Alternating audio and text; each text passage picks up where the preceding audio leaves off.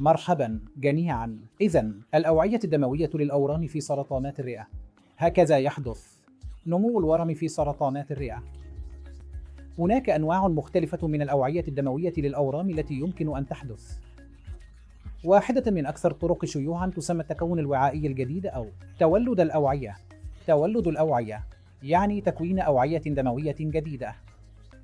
الورم لديه القدرة أو السرطان لديه القدرة على توليد أوعيته الدموية الخاصة، وبسبب ذلك يحصل على إمداد الدم من الجسم من خلال أوعيته الدموية الخاصة.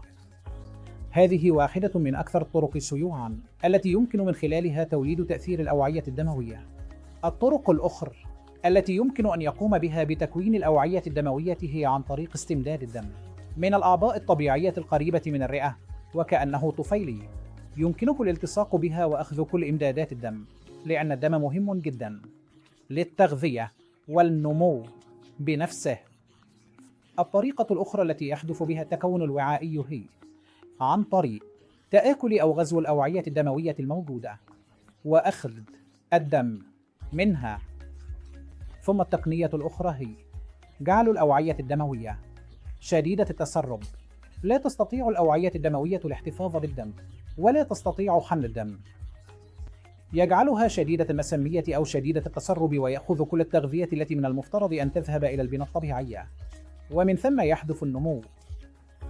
لكن كل هذه التقنية يمكن السيطرة عليها باستخدام بعض أدوية العلاج الكيميائي، ولدينا بعض الأدوية التي تسمى أدوية مضادة لتكون الأوعية.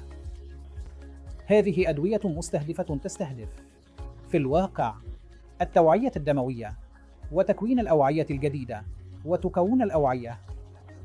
تسمى هذه الأدوية بيفاسيزوماب، ويمكن استخدام هذا الدواء تحديداً مع عوامل العلاج الكيميائي الأخرى للسيطرة على هذه التوعية الدموية.